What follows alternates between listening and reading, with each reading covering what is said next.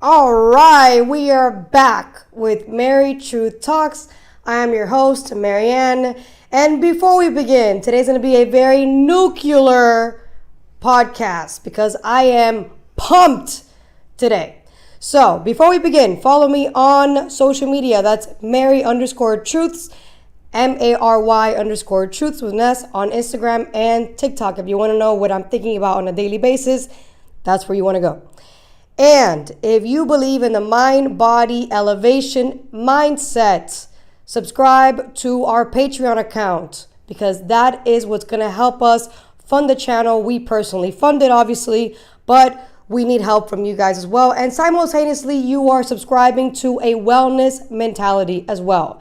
I'm also going to clue you in on this, since we are live right now, that I am creating new workouts for the Patreon account, and it's gonna come out very soon. So those of you who have already subscribed, you'll be the first ones to see it. Okay, so today's a very emotional time. Everybody is feeling very emotional because a lot of things are happening all at once, and I feel it. I'm a very spiritual person, and I feel what other people are feeling, and it's overwhelming sometimes.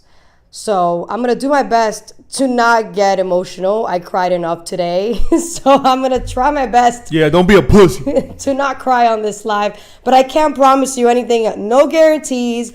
I'm just going to say I'm going to do my best. Okay? So let's start with the biggest. I'm going to just say them all and then we'll start with the biggest one. Iran gets bombed. Okay? That happened. Otto Penn and Biden administration cover up. The hearing happened recently. FBI director is alleging massive fraud in 2020 election where the CCP, meaning the Chinese Communist Party, was involved.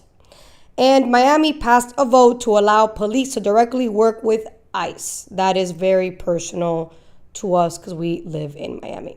So let's get on with the show, shall we? Oh, and everybody who is watching, thank you so much for supporting us. If you haven't subscribed, do so, please. It helps the algorithm. It helps the algorithm. It pushes us to actually be seen by other people that have never seen us before. So click that subscribe button, like, and share with family and friends, especially liberals who probably dislike me. All right, let's get on with it. Iran gets bombed. This is a speech of Trump after the attack. Let's watch this first. It's like 4 minutes or 3 minutes. The shortest speech Trump has ever done, ever, which is pretty. I have a lot to say about this, even though it's a short speech. Let's go.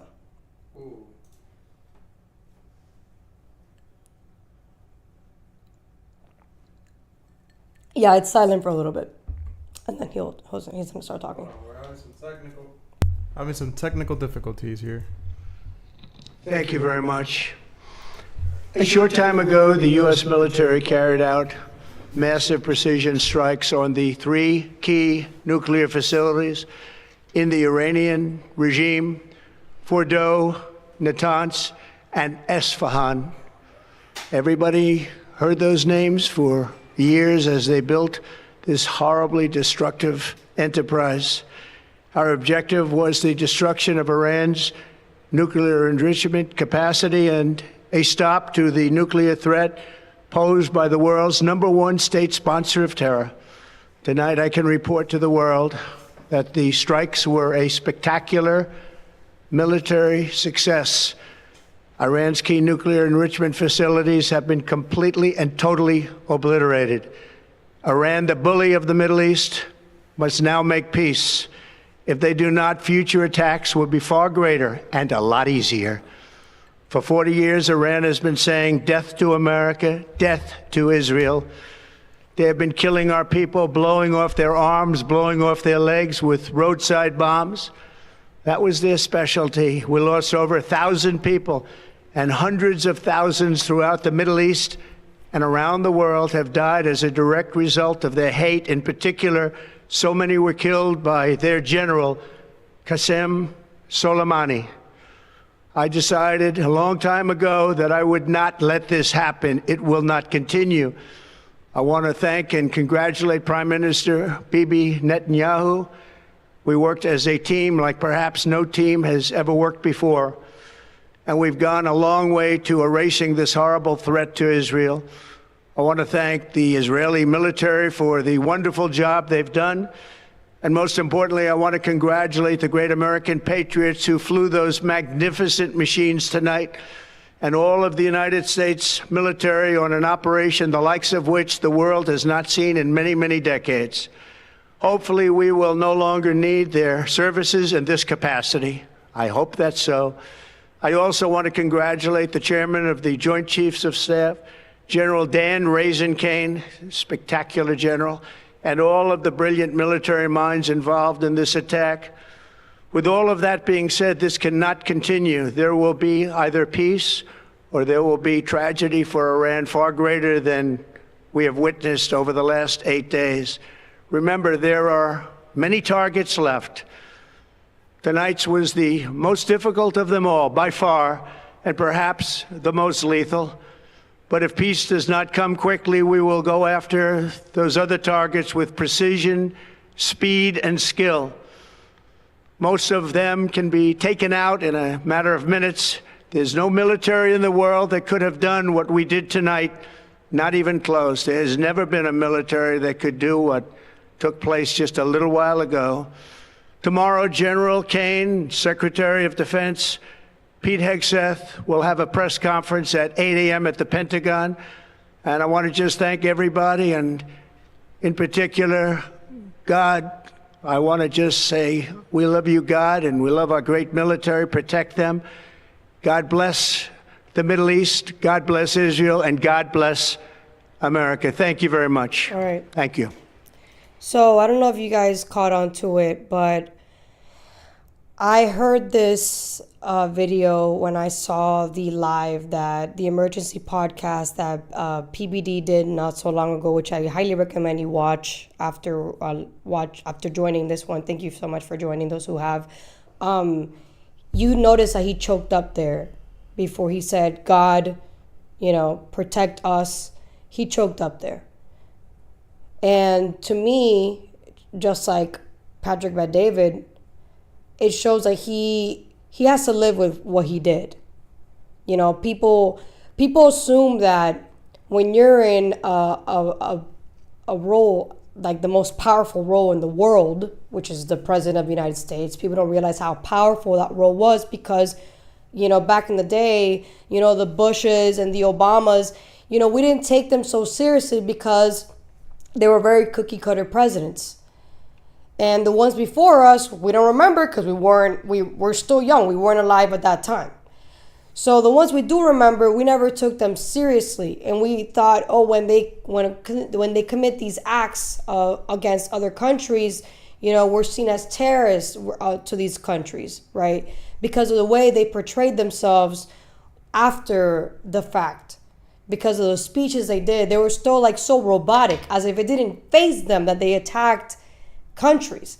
This guy just choked there. And then he had to kind of grapple with it for a couple seconds, but it's a couple seconds where you see that this guy is human. He's not a robot. He has to live with that. He has to live with the fact that even though he bombed those targets that are extremely important to the regime of Iran, innocent people died because of that. Just on the last strike alone, I think Laz, you said last live, it was 900 something innocent people that died. Yeah, it was a lot of people. So imagine in this one. So we can't assume that because he did this, that this is something that he wanted to do. He didn't want to do this. They were trying for over a month to do a deal with Iran, and they were not budging. They were not budging. And he said it countless of times. And I don't know if you guys ever seen old videos of Trump, but Trump, even when he was Trump, before he became a politician, he was saying the same thing. Iran cannot have a nuclear weapon. Iran cannot have a nuclear weapon. He believed the same thing he believes now. He believed it then. So this is not like something that, people assume, it's Israel in his ear or it's the warmongers in his ear. No. He's had the same viewpoint on Iran for over 20 years. He's had the same perspective on Iran. So nothing has changed when it comes to how he sees Iran. Because for over 30 years, Iran's regime has been a terror on on the people of Iran and the countries around Iran. So to me, I understand that a lot of people like Tucker Carlson and Candace Owens are like, oh, Israel has America by the balls. And listen, bro, you can think whatever the fuck you want. I'm not going to believe that. And I don't think people with critical thinking should believe that. Because this guy, if you ever read The Art of the Deal, you know he's dealt with mafia dudes back in the day when New York was a shithole. Because New York, when he came up, was a literal shithole because of rent control. And he dealt with some hardcore men in the business world. So the type of character you have to build what he built in New York at the time, there's no way you're going to make me think this guy will allow somebody like Netanyahu, or however you say his name. Sorry if I butchered his name, but I don't know how to pronounce his name right, to be like controlling him. I'm not going to believe that. I'm sorry. I'm not going to believe that. If you look at his past and you look at his type of personality, he does not seem like the dude that will allow anybody to control him, period. So he can allow you to give him advice. Now, will he take it is a different story, but he's open to advice. That doesn't mean he's open to being controlled. And that's where I'm at. I don't believe he wants a regime change. I don't. Even though, and he said it, that he doesn't care for a regime change. That's up to the Iranian people if they want a regime change. And the Iranian people, I would assume, do want a regime change, but they have to actually find the right person to make that happen. He's not in the business to make that happen for the Iranian people, because that's not our job. And he understands that. That's how you know he's not a warmonger. He's not a neocon. He's not pro-regime change by the United States of America. He wants the Iranian people to actually go out there and find the right person that's going to make the changes that they want to see in their country, as they should. Because what's happened in Iran is very similar to what happened in Cuba. And Cuba has been in a worse state for a longer period of time than Iran. Iran has way better stakes than Cuba does. And I'm going to give a comparison in a little bit later on the show. But I personally think what happened had to happen. I don't care how you feel about it. I know that sounds harsh. But if you think this was the wrong idea, then what is the right idea? What other solutions do other people have aside from taking the targets out? People say, oh, Iran didn't have a nuclear weapon. Dude, the foreign prime minister of Iran just said they had a nuclear weapon. So he already admitted they had a nuclear weapon. He called it a peaceful nuclear. That's like an oxymoron. There's no such thing as a peaceful nuclear weapon. It's a fucking weapon. Like, there's no peace. Having peace in front of it doesn't make it actually peaceful. So if the foreign prime minister admitted already on camera that they did have a nuclear weapon, then everybody who said, like Anna Kasparian, that they didn't have a nuclear weapon, either you kept lying to the American people on purpose, or you just want to lie to yourself and believe that they did not have a nuclear weapon. Because obviously they did. The foreign prime minister admitted it, they did. And on top of that, it's like what Marco Rubio said not too long ago in Face the Nation. Why would you have the materials to build a nuclear weapon if you don't want a nuclear weapon?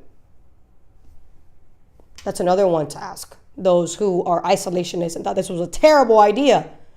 They had the materials They kept violating their own deal to not have a nuclear weapon.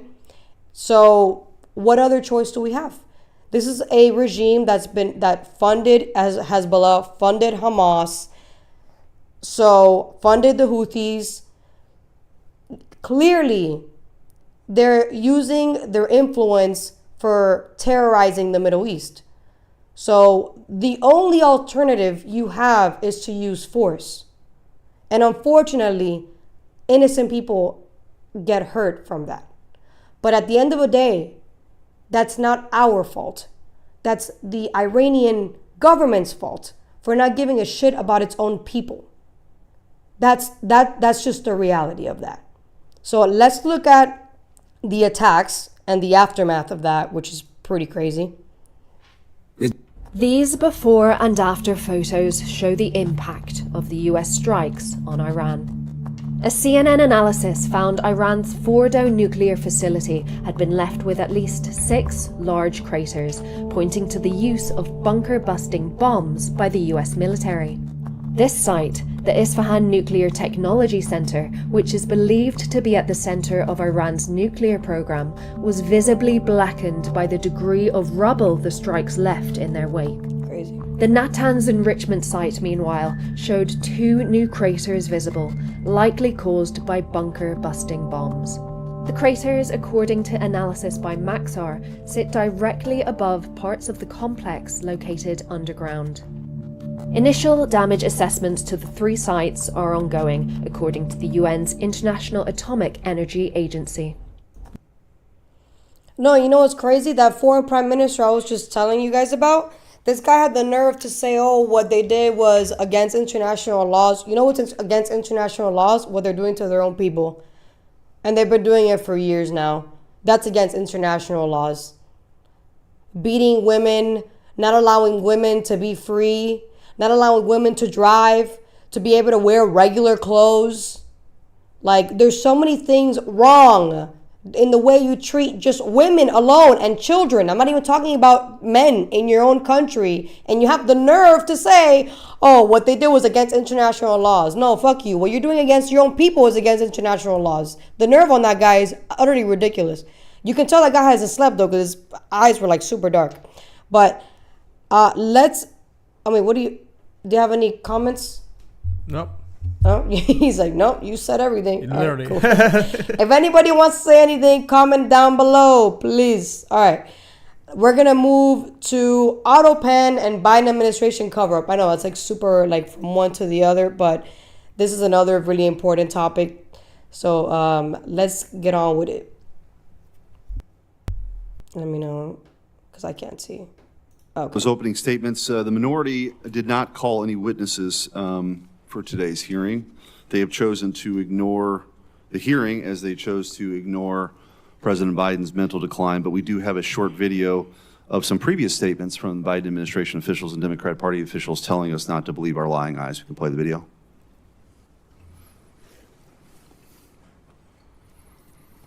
Does the president have the stamina, physically and mentally, do you think, to continue on even after 2024? Don, you're asking me this question. Oh my gosh, he's the president of the United States. You know, I can't even keep up with him. The most difficult part about a meeting with President Biden is preparing for it, because he is sharp, intensely probing, and detail-oriented and focused. I can testify because I've been working very closely with this president for the past 2 years. I've been knowing him for 30 years. And I'm telling you, this guy's tough. He's smart. He's on his game. Joe Biden has vision. He has knowledge. He has a strategic thinker. The president is focused. He's detail-oriented. He's always thinking about the big picture. He is engaging. He is capable. He has an incredible record as president. And I'm often with him on foreign trips. He's at the top of his game. So he has a vision. He has knowledge. He has judgment. He has a strategic thinking. I met with the president, 5 or 6 weeks ago, and he seemed fine to me. I have complete confidence in the president. I have watched him expertly guide meetings of staff and cabinet members. I could not have more confidence in the president. I would just tell you that I meet frequently with the president, and every single time I meet with him, he is just fine. But he is, again, knowledgeable, wise. Right. Incredibly sharp, incredibly probing, incredible command of the details. He is sharp. He is on top of things. There is nothing to these challenges, these suggestions that somehow he's... That's how you know it's a script when they all say the same exact he's word. incredibly sharp. Incredibly sharp and focused. He's not sharp and he's not capable. We see Joe Biden up close. We know how attuned he is to the issue. And you're going to see how smart he is and the experience he has. I say his age is an asset. He's wise. Yes, he's wise. He has wisdom. He has experience. And his experience, because of his age and his wisdom, has been invaluable to this country. A lot of countries, people who've been in office a long period of time are praised for their wisdom. I have seen a lot of 72-year-olds not as capable as this 80-year-old. It is hard for us to keep up. He's with this capable, man. president. Let me tell you. His mental acuity is great. It's fine. That's it. It's his Yeah, his mental acuity is sharp. He's witty. So embarrassing, man. He's intelligent. He's Focused, wise. strategic. He's focused. He's absolutely impeccable. Can't keep up with him. Indestructible. Bro, if they can't keep up with him, then Yo. they shouldn't even be in office, bro. Tell me, okay, so, all right, so you guys saw that, all right? Okay. A lot of the people you just saw was Pelosi, so senator. Fake news. You saw Chuck Schumer, senator. Fraud. Raskin, congressman. This other guy, I forgot his name, who's Hispanic. He's a congressman. I already forgot his name now because he's irrelevant, but I know he's a congressman. Mayorkas. Who else was there? General Milley. By the way, I believe Mayorkas and Milley were preemptively pardoned. Okay.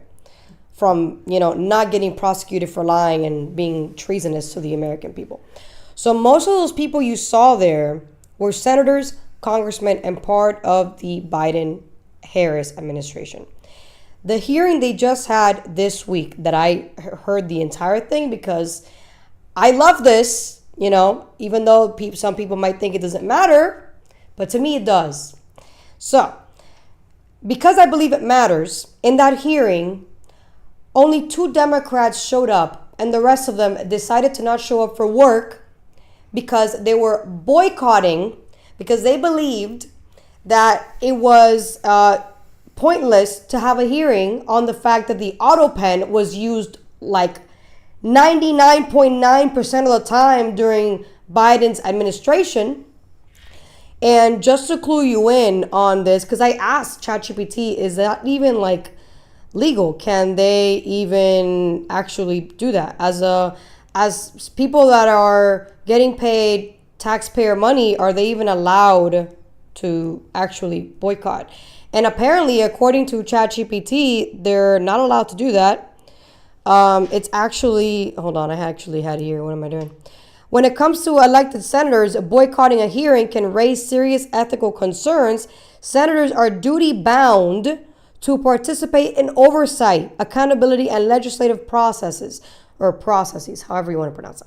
So by them boycotting this hearing, A, shows they're clearly guilty in the cover-up. That's why they're not there.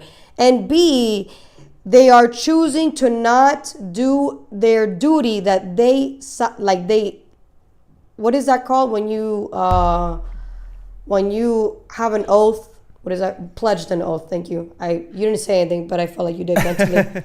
You got me. Yeah, I got you with that telepathy. So they pledged an oath to follow the Constitution, right, and to do their duties as senators, and they chose not to.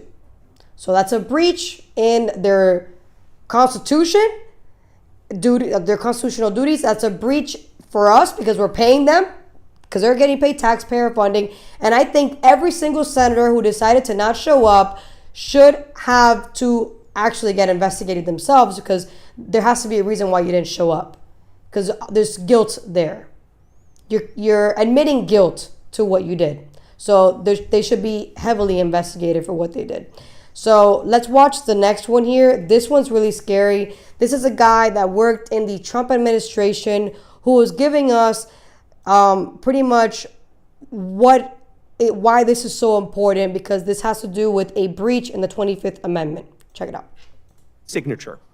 His signature is required for the most significant actions he may undertake: to sign an executive order, to take any action invested in him by the Constitution, as in granting a pardon, and to take the most important action of all, to sign a bill into law. In all these cases, the president's signature is itself the protection of democratic principle. When the president signs, he communicates his assent and endorsement of the action he takes. The auto pen is a device that signs the president's signature to a document. The Oversight Project, of which I am a board member, has discovered that the Biden White House deployed an auto pen to affix President Biden's signature to pardons, prison commutations, executive orders, and presidential proclamations. Wow. The Oversight Project's research has found that the Biden White House first deployed the auto pen to affix President Biden's signature to a proclamation on day 5 of his administration, and that there were at least 3 different auto pen signatures in use throughout President Biden's tenure in the White House. In June 2022, the Biden White House began deploying the auto pen to sign clemency warrants and executive orders. Auto pen use skyrocketed from there. We found that of the 51 clemency warrants issued during the Biden presidency, over half, 32 in total, were signed with an auto pen. And these include some of the most controversial acts of clemency of the Biden presidency, including death row commutations and the preemptive pardons of members of the Biden family, Dr. Anthony Fauci, General Mark Milley, and more that were issued in the final days of the Biden presidency. We reviewed President Biden's schedule in his publicly available media and were unable to find any record of President Biden's personally approving these actions, such as a statement issued by the president himself to reporters. In addition, we found that the Biden White House used the auto pen to affix President Biden's signature to clemency warrants and executive orders while the president himself was in Washington, D.C. for at least some of that day, and thus was presumably available to sign important executive actions. Finally, we found multiple days where President Biden wet signed a bill into law, but used an auto pen to issue an executive order or for other important executive actions. The Biden White House's widespread use of an auto pen to affix President Biden's signatures to documents that exercise executive powers belonging solely to the president poses significant constitutional, legal, and practical considerations. Once the president's signature is copied and loaded into the auto pen, the machine can sign documents as the president himself would. To be blunt, by using the auto pen, anyone can sign documents as the president himself. All right, that's it. Now, to be clear, I'm not here today. The ending of that was just like bombshell. By using the auto pen, anybody can sign as if they are the president of the United States of America. And yet, the Democrats that showed up to that hearing kept blowing it off as if, why is this important? Are you fucking kidding me? What do you mean, why is this important? Do you not understand how this is not a, like, they clearly don't want to admit that this is a constitutional crisis. Like, they kept saying the word constitutional crisis during Kamala Harris's campaign, but the real constitutional crisis is what Kamala Harris refused to do for 4 years. It was her job as the vice president to actually invoke the 25th Amendment, because the 25th Amendment literally says, can you look up what the 25th Amendment says? Because I don't know verbatim, I'm summarizing it here, but in a nutshell, from what I can recall, the 25th Amendment, because the Constitution is a very long document, and the wording, we don't use that type of wording anymore. We don't use that language. But in a nutshell, from my understanding, while you look that up, it's literally saying if the president cannot do its duties, it's the vice president's job to step in and tell the president, it's your time to go and I will become president. And she chose not to do that. So right there, she went against the Constitution. And then these people have the nerve to say, oh, Donald Trump is going against the Constitution. No, you went against the Constitution because you completely ignored the 25th Amendment. Can you please look up what that means? What means? 25th Amendment. What it means? Yeah, what is the 25th Amendment? I have my little constitutional book outside. I should have brought it inside. But, you know, we have ChatGPT, so I'm pretty sure that's what it says. But, you know, let ChatGPT explain. All right. What does it say? I can't see. It says the 25th Amendment of the U.S. Constitution explains what happens when the president dies, resigns, is removed, or becomes unable to do the job. So in short, Section 1, Vice President becomes the president, the president dies. Section 2, a new vice president is nominated and confirmed by Congress if that position becomes vacant.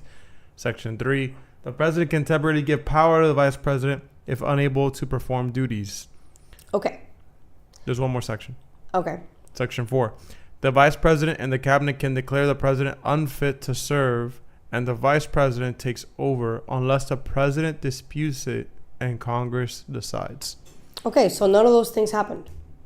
She ignored her duties. The cabinet ignored their duties. And the staff ignored their duties. Everybody is going against the Constitution under the Biden-Harris administration. And they went against the American people for 4 years. And the media lied about it. The media covered up the constitutional crisis that was literally happening before our eyes for 4 years. And what pisses me off is that people to this day refuse to acknowledge that they were lied to and that people still voted for this communist. Millions of people voted for Kamala Harris, even though, in the map, it was a landslide election.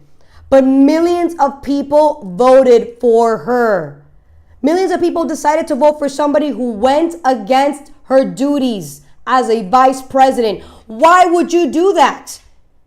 It makes me think either people really don't give a fuck about the Constitution, or they just don't give a shit about the system in general, and you don't care. You just want somebody that's not somebody who actually cares because of the way he looks and because of the way he speaks. What is it? And some people think none of it matters, which is, I think, way worse. I think it's way worse to believe that none of it matters, because then what you're saying is, let's just burn the Constitution. Fuck it. Fuck it. Why have a free country? Who cares? Let's just have a communist society. Why? Like that. The perspective that people, I'm literally declaring war on everybody on that spectrum, by the way. I cannot stand when people say none of this matters, and I cannot stand when people are literally voting for people who literally go against the very Constitution that gives us the right to freedom. Without the Constitution, we're like Iran. We're like Cuba. So, like, I'm so fed up with people that just refuse to acknowledge how important the Constitution is. It is the most important, most valuable document ever. The American experiment is the most powerful experiment ever. At least in this era, in this time frame. I was just telling the chat that I created on Instagram, we're literally like the Egyptians of our time. We're the most advanced society of our time. And yet we have idiots who have the right to vote, who are choosing to vote for people who don't give a fuck about the document who literally gives us the freedom to vote. Isn't that mind-blowing? That we actually have people in this country who literally are citizens and are choosing to vote for somebody who doesn't give a shit about the Constitution. Because if she did, she would have literally used the 25th Amendment. That's why it's there. You're supposed to care about the people that elected you. Well, she wasn't really elected, period. But you know what I mean. People voted for her. So she could have been elected. She was very close of being elected to be president. And that's scary because we almost had somebody who was about to become president who decided to go against the 25th Amendment that honestly is treasonous. She committed treason and people voted for her. That is the problem I have. I don't know what's worse. People who vote for somebody that's treasonous or people who don't vote at all and think that none of this matters. I think both of them are as bad. I really don't know. I can't pick. Regardless, I'm at war with both of those perspectives because to me, they're just ignorance and just immoral. It's just immoral. It's immoral because it shows that you don't understand that we're literally living in a gold mine compared to the rest of the world. And that pisses me off because I came from a third world fucking country to come here to appreciate the value of this country for people that are born here to not realize it and they think they're living in a shithole. If you think that, then get the fuck out of here. That's where I'm at right now. Sorry, I had to say that because it pisses me off. Let me see the chat. The mental connection is strong. Jeez, yes, take it a is. deep breath. No, it just pisses me off. God. Preach, sister. Yes, thank you. That pisses me off. America. And then the people, the people who literally are like, oh, you know, like they have this perspective, but then there's no defense for it. And it's like, bro, I want you to defend your argument. Most people cannot even defend what they claim they believe to be true. Like, they literally believe in something, but they cannot defend what they believe in. You don't fucking believe in it. You don't believe in it. And it gets me rattled up. It really does. But whatever. To everybody who watches, thank you so much. Subscribe, like, and share. Especially after hearing me go like full-blown Alex Jones. Subscribe. Smash that subscribe button. All right.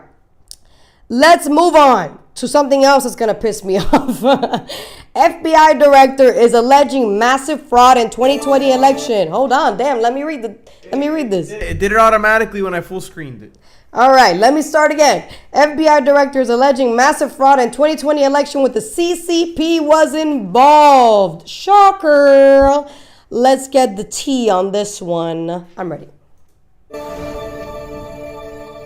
I'm Christine Frizzau in Washington, where the FBI has announced a new investigation into, quote, alarming allegations of interference in the 2020 election by the Chinese Communist Party. FBI Director Kash Patel says he's just sent documents to a Senate committee he suggests illustrate a plot involving fraudulent driver's licenses to be used for illegal voting. FBI claims surround a plot by the Chinese Communist Party to manufacture fake driver's licenses and ship them to the United States to be used for mail-in ballots, claims backed by the president. Came out with China and the license plates, tens of thousands of cards. They used those cards to vote on the second election, my second, the one 2020.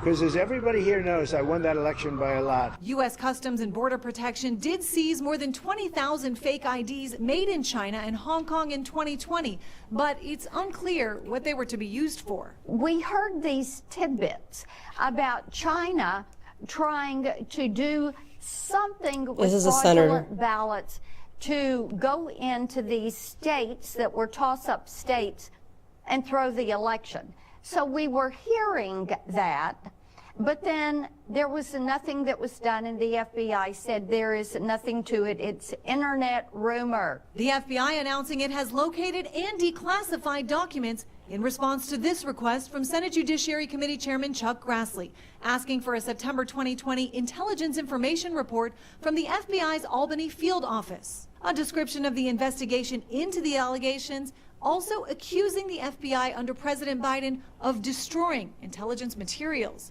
The allegations, though, only appear to be backed by a single whistleblower, with critics asserting the probe is only to satisfy the president and answer critics who say the FBI hasn't done enough. Director, with all due respect, we've been talking about this for a long time, and I've been demanding accountability for many, many years. You mentioned Comey, Strzok, and the rest. They've got TV shows. They've got media platforms. They're fine. There's been no accountability. Well, look, it's a fair criticism, but what I will tell people is we weren't here in the FBI in the last 5 years. This investigation by the Senate Judiciary Committee is just one of many looking into decisions that were made during the 4 years under President Joe Biden. I'm Christine Frizzau. All right, that's it. All right. So let's get the tea here. Let me know when I'm back. You're back. Cool. All right. Okay, so Kash Patel claims he declassified a set of alarming allegations and forwarded them to Senator Chuck Grassley, chair of the Senate Judiciary Committee. Documents reportedly suggest that the Chinese Communist Party planned to mass produce counterfeit U.S. driver's licenses and ship them to the U.S. to facilitate fake mail-in ballots favoring Biden. Patel shared this information first with Grassley and then later publicly announced it on X, which that's how I saw it, and that happened this week. Neither the FBI nor Central Intelligence Community had officially acknowledged a confirmed Chinese operation to sway the 2020 election. Of course they didn't. Former FBI Director Chris Wray, who completely ignored it, testifies in 2020 that there was no confirmed foreign interference efforts benefiting Biden because he ignored what was going on in 2020. He knew about it, but yet he claimed there was no foreign interference whatsoever. Critics argue the allegations are unsubstantiated, and part of a renewed election fraud narrative. The FBI itself calls them alarming, but does not confirm their accuracy. So, let's see here, blah, blah, blah, blah, blah, blah, blah. Okay, so then I asked ChatGPT, did the DHS and the FBI ignore and chose to do nothing about this? Okay, Chat says yes. According to Kash Patel's public statements, he claims that both the Department of Homeland Security, which is DHS, and the FBI were aware of Chinese efforts to interfere in the 2020 election, and specifically involving counterfeit U.S. driver's licenses allegedly tied to fraudulent mail-in ballots, and chose not to act on the intelligence. So, this is what I think they need to do, and they need to start with criminal referral to Christopher Wray, who was the FBI director at that time, because he said in a hearing that there was, let's go back here. What did Christopher Wray say here? There was no, what did he say? Blah, blah, blah, blah, blah. Let me see. I want to go back and actually quote him. Former FBI director who testifies, there was no confirmed foreign interference efforts. That was clearly perjury, which is a crime. So, because he is under oath when he's in hearings. So, there should be, in process, a criminal referral to Christopher Wray. And then starting with him, and then it should go down the drain from there. Because everybody in, I believe Mayorkas was the one in Homeland Security and DHS. He also deserves to get a criminal referral. Everybody involved in this deserves a criminal referral, and the Department of Justice has to investigate and hopefully prosecute. Because what they did was they completely went against, again, the American people and the Constitution by ignoring the fact that possibly the Chinese Communist Party was involved in an election to sway people to vote one way. So if that could, let's just hypothetically, let's just assume that that did happen. If that can happen and nobody does anything about it, then the people who believe that none of this matters win. And I have a problem with that, a huge problem with that, because I don't like nihilist mentalities. I'm so against, I'm at war with the nihilist mentalities. I don't like people who say nothing matters. I don't like the mentality of not believing in a system. I don't like believing that the Constitution doesn't really mean anything to anybody if the people in charge refuse to actually do something when our democracy is at risk. So something needs to happen. I don't know when it's going to happen, but it needs to happen in this administration. Because if it doesn't happen in this administration, it's not going to happen. That's my belief system. You tell me what you think. But this is a huge, huge threat to our actual election system, to our national security, because how many foreign Chinese nationals are not already in the country? I mean, yeah, they've already revoked a lot of Chinese legal statuses. And, you know, a lot of people can say how unconstitutional that is or whatever. But at the end of the day, like, I'm sorry, but the Chinese Communist Party is communist. Okay? So we should be vetting heavily Chinese nationals. Just like we should be vetting heavily Iranians and Afghanistan and Iraq and Pakistanis and Cubans. Anybody who has any type of communistic or terror-like regimes should be heavily vetted, and nobody was vetted in the 4 years that people came into the country. There was no immigration these last 4 years under the Biden-Harris administration. It was mass migration. That's not immigration. That's a fucking invasion. All right. Let me read this really quick. Jose says, yeah, that's exactly why I have so much respect for the immigrants that migrate over here and actually make something of themselves. They take advantage of the same opportunities that Americans are able to take advantage of, but simply don't. They don't. Because of sheer laziness and ignorance. Yep, exactly. Let there be anarchy, a revolution. I don't know, man. I'm scared of. The last time I heard of a revolution, Cuba got destroyed. So I don't like the word revolution. But there needs to be a cleanse. I like the word cleanse. There needs to be a massive cleansing in the federal. Let's call it the purge. A purge, yes. There needs to be a yes, I like that. Let's call it a purge. Every year there should be a time where everybody could just go and kill each other. No. I'm not talking about citizens. I'm talking about there needs to be a purge in the federal government. Let there be a purge. No. We don't need that. We don't need that. We are not condoning violence. No, YouTube. All right, we're not condoning violence. We're just messing around. Because God forbid. But there needs to be some type of actual prosecutions happening, because the people that don't care about this country, that are actually in power or have power, need to know that if they try something, their asses are gonna get removed. Let's just use the word removed. Okay, so something needs to happen. That's why I believe in law and order, because people need to know that there's consequences if you commit a crime, and going against the Constitution, going against the American people is a crime when you're in a chair of power. So let's move on to one of it's not the final story, but it is the final story. Miami passed a vote to allow police to directly work with ICE. This is very personal because we live in Miami. So I honestly was not aware of this because I don't have local elections on my phone. After this, I'm going to have to actually get it because I'm actually upset that I was not aware of this. But let's take a look, because this is the first time I watched this video, and Laz too. So let's check this out.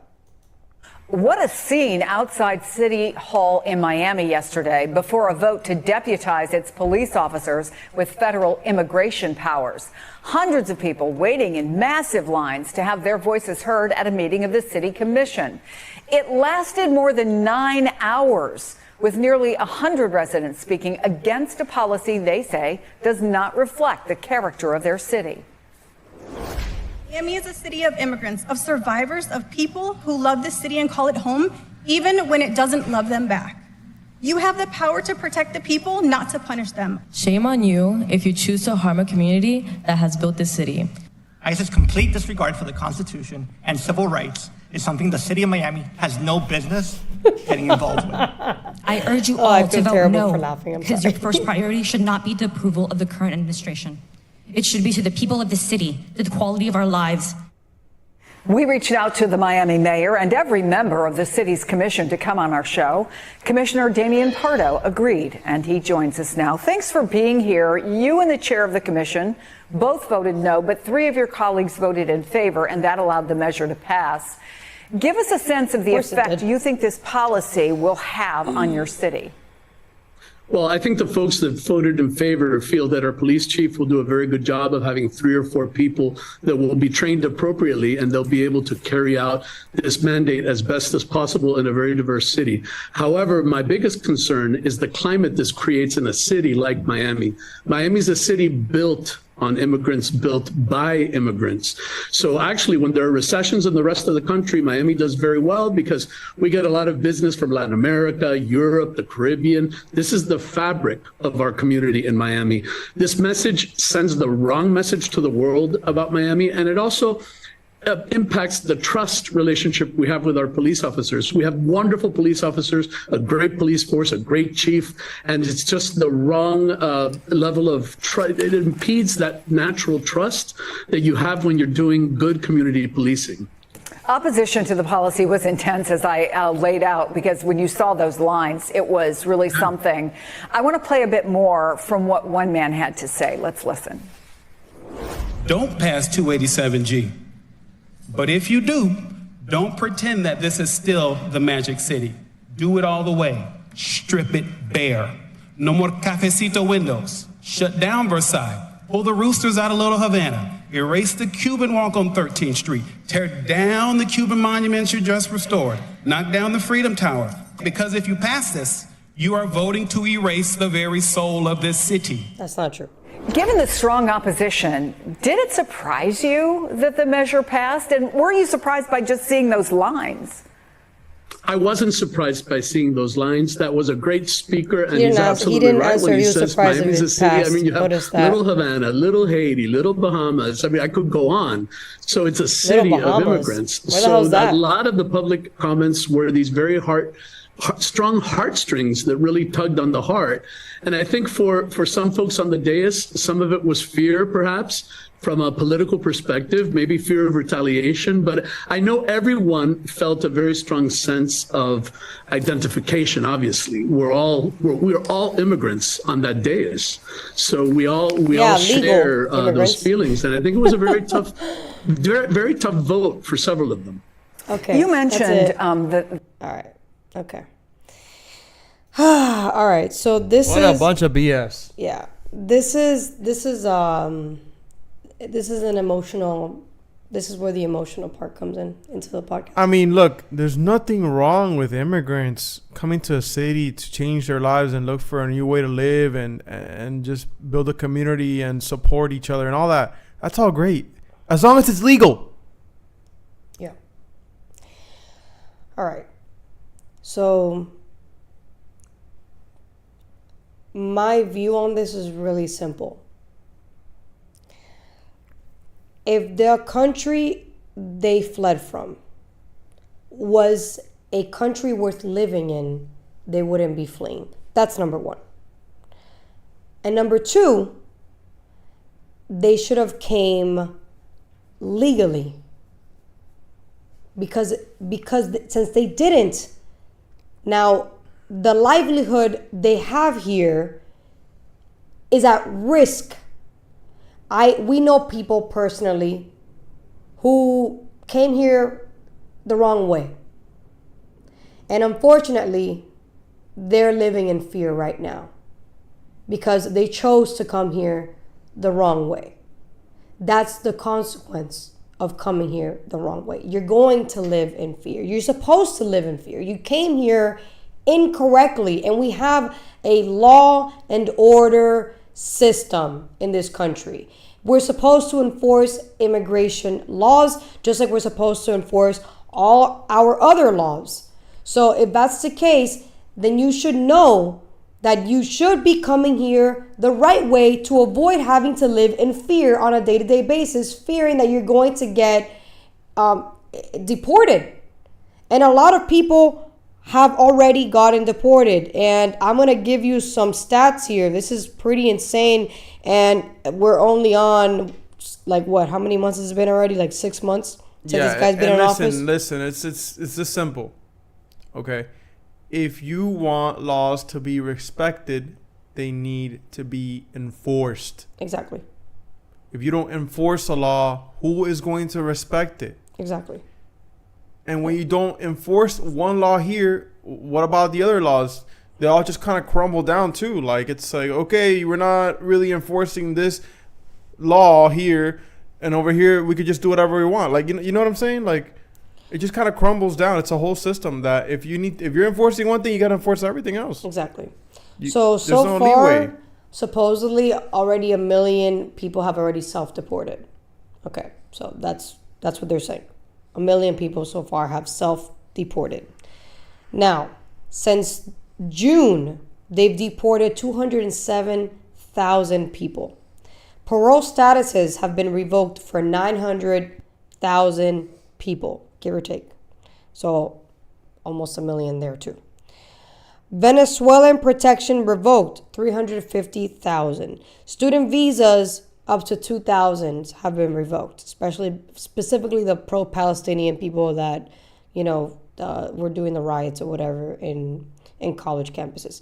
So I saw a video recently that a friend of mine sent me of this guy that I like, who's Cuban.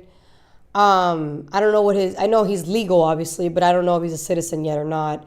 And he was saying how there's people that are undocumented who gave him this first job. And, you know, just because you're undocumented doesn't mean you're a criminal. And I go, and I understand he's being emotional because thanks to those undocumented people that gave him a job, he was able to provide for his family when he was getting his papers and all that stuff. But the reality is undocumented people are committing a crime because you're not supposed to be undocumented. That's just the reality. If you're here, you're supposed to have documents. You're not supposed to be undocumented because that is a security breach for us. How many people came here that are terrorists, that are on the terrorist watch list? More than one, if you can look that up. How many people came here that are on the terrorist watch list since Joe Biden was in office? More than one is too many. So I understand where the sentiment comes in that, you know, some people are just coming here for a better life and, you know, they can't get a legal status. Then I'm sorry, they need to leave. They need to leave. Because it's not just about the fact that, yeah, there's a way for the undocumented to pay their fair share of taxes. But it's the fact that you're supposed to have documentation to be here legally. You should have a work visa or some type of visa or something to actually be here. That way you can actually have the benefits. But if you're undocumented, any employer can just use you and exploit you as they've done to so many immigrants that don't have papers. And at the end of the day, you're hurting yourself because those employers are cashing in on undocumented workers. And at the same time, you are taking away jobs from people that legally can actually work those jobs for an actual decent wage. So to me, it's wrong on all fronts. You're helping companies cash in on profits because they're employing people that aren't even supposed to be here. And then on top of that, you're exploiting yourself because by you not having papers, you have zero benefits into the company. And at the same time, you're taking away a job from somebody that can actually work the job and probably way better and with actual benefits and a good, decent pay. So there's no win in this whatsoever. Zero. And I came here legally. I am an immigrant who naturalized as a citizen. I have emotional ties to this argument because I have people that I'm close to who right now are living in fear because their legal status is non-existent. And I pray for them. I truly do. I pray for them. But at the end of the day, there's consequences for you coming to a country and going against our own laws. There's consequences, and there should be. So did you find out how many terrorists? So there isn't like a solid figure because it's not something that we can get real-time data for. The FBI doesn't really publish that, but there's a log, and there's about at least since at least 2023, 2 million records. Oh, well, that's great. Look at that. Yeah, 2 million individuals. 2 million individuals that are possibly terrorists that came into the country because of Joe Biden and Kamala Harris's immigration policies. So at any moment now, those sleeper cells, that's what they call them, can just activate and commit terror.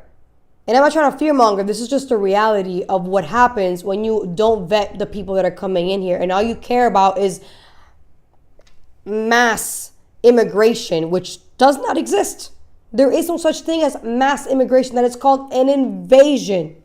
Well, it says actually that it's just in total, like ever since they kind of like had that open, 2 million. I mean, Christopher Wray actually admitted that they did have multiple terrorists coming into the country. So that was the former FBI saying that. So yeah, there isn't like actual numbers I can give you because. Yeah, I mean, there's nobody that's gonna say, "Yeah, I'm a terrorist. Put me on that terrorist log." One thing though is so this is a little more accurate. This sounds a little more realistic. Encounters at the border with flagged individuals, 98 in 2022, 169 in 2023. So 300 total since 2021. That's too That's many. when he started. Yeah. That's way too many. One person can commit horrible crimes against innocent people. 300 people? That's insane. I'm telling you, this is an act of treason. I'm gonna say it over and over again. This is an act of treason. What's up, 2Med2? Thank you so much for showing up. I appreciate you. Greetings to you too. It's sad because I understand where people are coming from. Miami was built on immigration. 100% Miami was built on immigration. But it was built on legal immigration, not illegal immigration. Can you find out for me really quick? The point too is like, okay, let's just say it was also legal and illegal, just immigrants in general. But that's then, and this is now. And we're at a point where we can't keep going like this. We can't keep having all these illegals coming into this country, skipping the line for people who actually want to come to this country legally. Mm-hmm. And it's just too much for the country to handle, you know? Too much all at once. Yeah. And there needs to be order. Yeah, exactly. There needs to be order. I don't think this is going to put people on edge. The only people that are going to be on edge are those who actually don't have legal status in the country, as they should be on edge. You know, those who actually don't have legal status, of course, they're going to be scared. But can you look up really quick, when was the wet foot, dry foot law? Because that was a law that was passed. If you can find out when was this started and when did it end. I know Obama ended it, but I want to know when did it start and who started it, what president. Because that legalized a lot of immigrants from Cuba to come to the country. If you can find that out for me. Okay, so the wet foot, dry foot policy started in 1995, and it was Bill Clinton actually who, with the Clinton administration. Mm-hmm. And the purpose was a modification of the 1966 Cuban Adjustment Act, meant to handle Cuban immigration after the 1994 Cuban raft exodus. Okay. Yeah, and it ended in 2017, January 12th. Which was under Obama. And it was Obama who ended it, yep. But was it a law? Or what was it? It was a policy. It was a policy? Yeah. Okay, what is a policy? Because we need to know the difference between a policy and a law. Yeah, it wasn't a law. Yeah, it was a policy, and so policy. Yeah, because if it was a policy, then it wasn't a law. Then how was it enforced? Like how? So a policy is not a law, right? But it often guides how laws are carried out. Yeah. That's it. Yeah, looks like. I'm gonna ask you what the difference is. So there was no law that was put into place through that policy? It was a modification of he was saying earlier, of a law. So it's a modification of the 1966 Cuban Adjustment Act, which I'm assuming that was Okay, what was the 1966 Cuban Adjustment Act? Let's find out what that is. We're digging deep here, guys. Live, finding out about Cuba. There's a reason why I'm doing this. Bear with me here. The Cuban Adjustment Act of 1966 is a U.S. law that allows Cuban citizens who have come to the U.S. to become legal permanent residents more easily than other immigrants. Okay. Mm-hmm. Key points: passed by Congress and signed into law in 1966. It was created during the Cold War when the U.S. wanted to help people fleeing communist Cuba under Fidel. If a Cuban enters the U.S. legally or illegally, they can apply for a green card after 1 year and 1 day of living in the U.S. Okay. So that's the law. That's the law. Okay. And then the wet foot, dry foot was the policy that adjusted it. Got it. Okay. So if we had a law like that one that allowed Cubans to come here, I'm just talking about Cubans because nobody else has that, then we wouldn't be having this discussion because a bunch of Cubans would be easily able to have legal status. But we don't have a law anymore that protects Cubans in particular. Cubans are now being treated like every other Latin national. And I'm not saying they should or they shouldn't. I'm just saying because there's no law to protect them anymore and they have to cross the border like every other Latin national, you are an illegal and you have no legal standing in the country. The reason why I'm bringing this up is because there is a bit of a similarity between Cuba and Iran. It's not a huge similarity, but there is a similarity. So the system of government in Cuba is one-party communist, Marxist communist state. And in Iran is the Islamic Republic, which is also, a one-party system. The U.S. sanctioned Cuba in the 1960s. They have a full embargo. To this day, they still have a full embargo. And then 1979, Iran has sanctions on specific areas, but they still are effectively affected by it economically, just like Cuba. When it comes to currency, both their currencies they have zero value to it. So when it comes to, let me see here, blah, blah, blah, blah, blah. When it comes to money, the amount of money they make, Iran makes way more money than Cuba does, mainly because they actually have more resources than Cuba does. They make 470 billion. Cuba only makes 109 billion. They are obviously a much bigger country and they have way more people in it. And a bunch of people have fled Cuba. Cuba's practically a ghost island at the moment. It's very sad. So the reason why I'm bringing this up is because when Iran is getting bombed, there's a bunch of videos I saw of the Iranian people happy that this is happening to their country. So then I thought to myself, how would Cuban people feel if, the Cuban communist regime was getting attacked by the American people? They would feel the same. They would feel liberated because at the end of the day, Iran's people and the Cuban people have been suppressed by their government for decades now. Cuba, fortunately, I think it's 20 or 40 years more than the Iranians, but nonetheless, they've been oppressed. They've been literally, to me, against humanitarian and anti-humanitarian policies on their own people. The fact that Cubans cannot drink clean water, they can't have toilet paper, they can't have soap, they can't have electricity, like basic necessities, that is just unacceptable.